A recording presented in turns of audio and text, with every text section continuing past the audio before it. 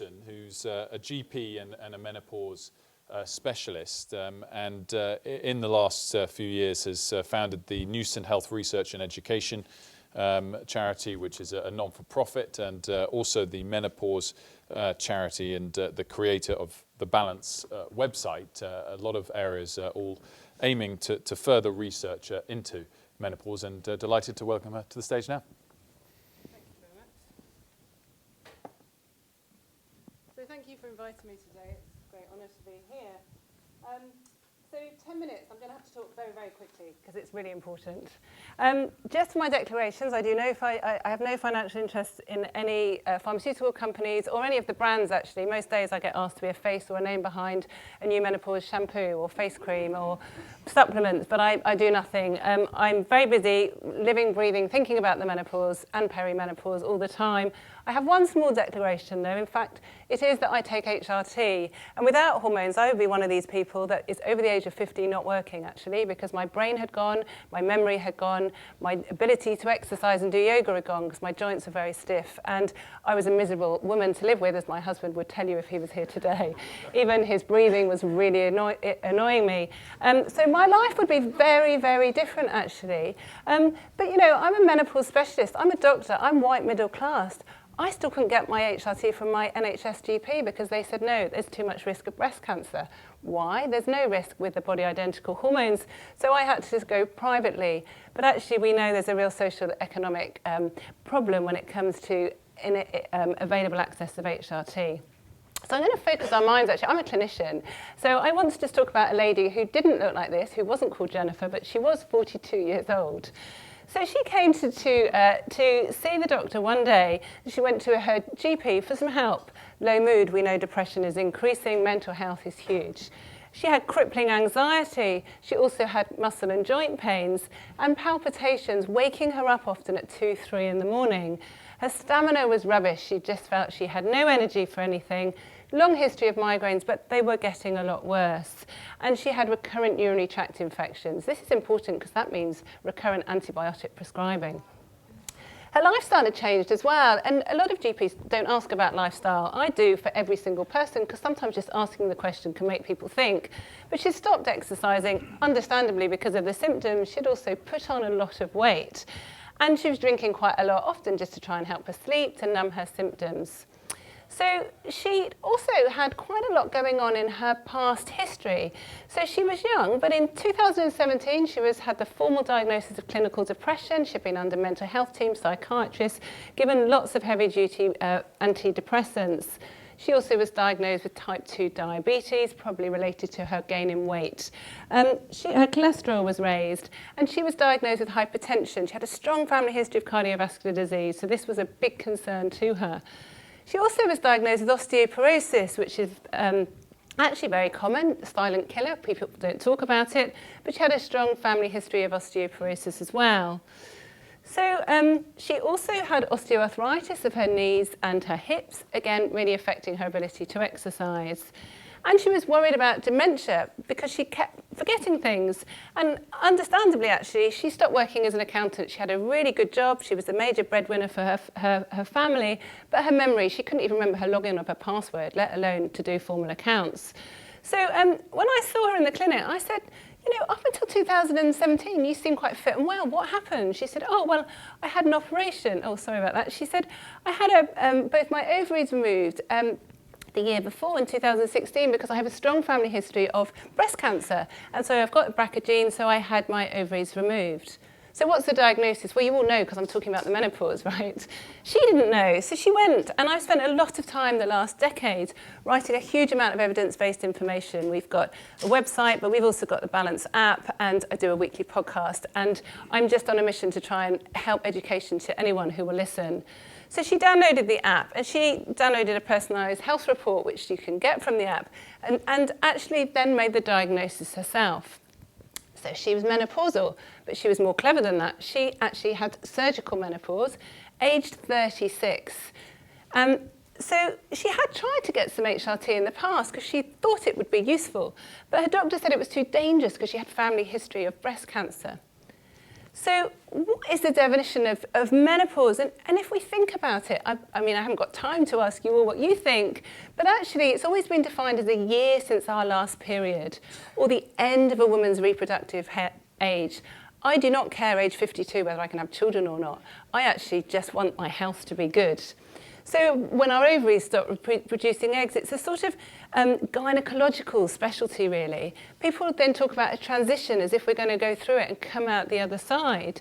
Or it's a natural process. Of course, for many of us it is. It wasn't for this lady, but many of us it's just because we're getting older. But actually, what about the hormones that our ovaries produce? Where's that in the definition? And should it just be rebranded as a female hormone deficiency? Because that's what it is, actually. So there are many risks. As a physician, I'm not a gynecologist. I am a physician, so I've got hospital medicine training and then general practice training, but I've also got a pathology and immunology degree as well. And I want to prevent disease as a clinician. I don't want to treat disease. So there's an increased risk of disease, all these diseases which are really important in every single menopausal woman. But if you Google menopause, this is what it looks like. It's about fans and women being a bit flustered. But they're also very white. They're very in their 50s. Jennifer didn't look like any of these. We've done a campaign through Balance, hashtag I am menopausal. These are all menopausal women. This is what real women look like, and they need to be listened to. But if we think about hormones, with our time, our hormones are really chaotic. We're always blamed for our hormones, and it's probably good reason, actually. In our reproductive years, we've got this steady state of estrogen, fluctuating progesterone, because that's what happens with our periods. But then if you look, the perimenopause, this time of hormonal chaos, where our hormones go up and down, estrogen tails quite quickly, and progesterone as well. And then at the end, menopause, it's flatlining, actually. We don't then make hormones elsewhere. Our fat cells, if we put on weight, which indeed a lot of menopausal do, produce not a very nice type of estrogen called estrone, but it's all we can do to try and get our hormones back. But actually, these are very busy slides. I don't expect you to read them all, but it's to show that hormones go more than just our ovaries, actually. They go into our bloodstream. They affect every single cell in our body. And estradiol is really key. So this is the lining of a blood vessel.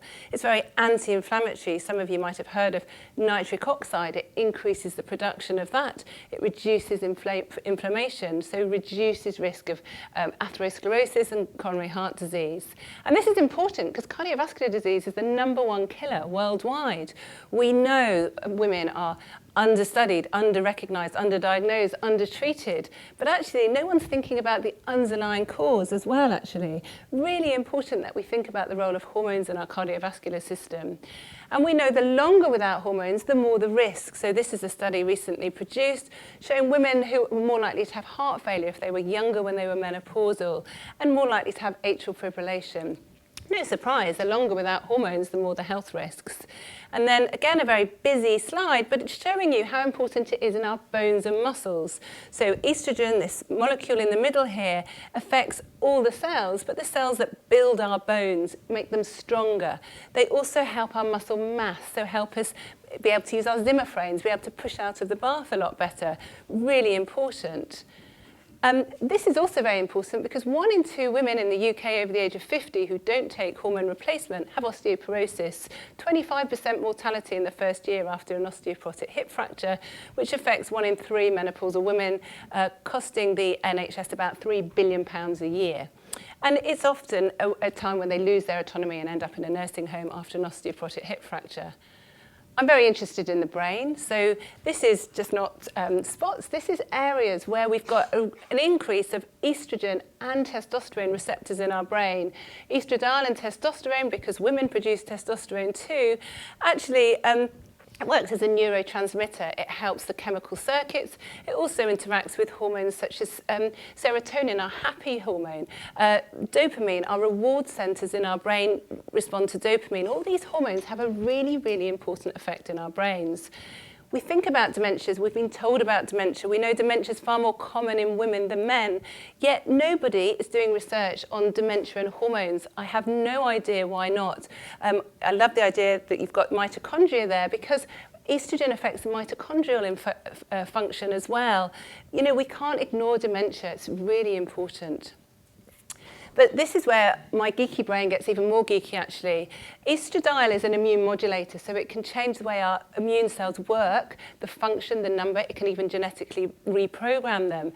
And this is really key when we think about infections. And even from day one with COVID, when they started doing those awful reports looking at pictures of people that had died from COVID in the paper, I kept saying to my husband, this is due to hormones. And he said, don't be ridiculous. All you think about is hormones. And then they produced a young woman who had died, sadly. And I said, I'm sure she's got an eating disorder. Women with eating disorders have less hormones because she was very, very thin. And now the evidence has come out that women who are having periods or women on HRT less likely to die from COVID. I'm not going to talk you through this slide, you'll be pleased to know, but you'll know about the ACE2 receptor, really important for COVID. But actually there's a gene, the TMPRSS2, where estrogen regulates that and actually stops it going into the cells. If it doesn't go into the cells, it can't do all its replication. So women have better immune systems. So men flu is actually a thing. Men actually don't fight infections the same way. So it's important for diseases and infections, but actually I'm sure you've all heard of inflammaging. I presume at a longevity conference I'd be really sad if you didn't. So the whole thing of inflammation and aging, and when I was doing my pathology degree in the 90s, a long time ago, one of the professors kept talking about the role of mitochondria and also macrophages, and if your inflammation isn't switched on right, you're going to have more diseases. And so we know with inflammation, there's all these inflammatory diseases ranging from cardiovascular disease, diabetes, osteoporosis, dementia. In fact, all the diseases that increase in the menopause. This is a very busy slide, but it's one that you should all print off and have in your back pocket. Because if you think about inflammation, it's affecting all these diseases. So even Alzheimer's, Parkinson's disease are inflammatory conditions. Autoimmune diseases, which we know increase in the late 40s.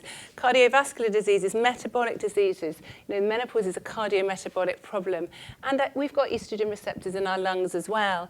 And actually cancers as well. So really important. But actually what's crucial for all of this is this molecule, estradiol. We know when estradiol levels are good in a female body, you've got a reduction in inflammation, so a reduction in inflammaging. So how we make a diagnosis? Well, we can't actually do a blood test. We can't do a blood test, a saliva test, a urine test. It's not good enough. So we need to do it ourselves, actually, as women. And women are quite clever if they're given the right tools. So the Balance website that we introduced actually can monitor symptoms, it can track responses, and people can learn with some individualized help. It's all very well making a diagnosis, but what's the treatment? Actually, giving back the hormones makes complete sense, doesn't it? Because you're treating the underlying problem. We spend a lot of time in the clinic giving the right doses and types to women. And often testosterone is really important, especially for the way our brains work as well. There are many benefits. We've heard for the last 20 years about risks, but the risks actually with body-identical hormones are negligent or not there at all. Clearly, it improves symptoms. I love making women and my patients feel better. But actually, more important, I want to reduce the risk of diseases.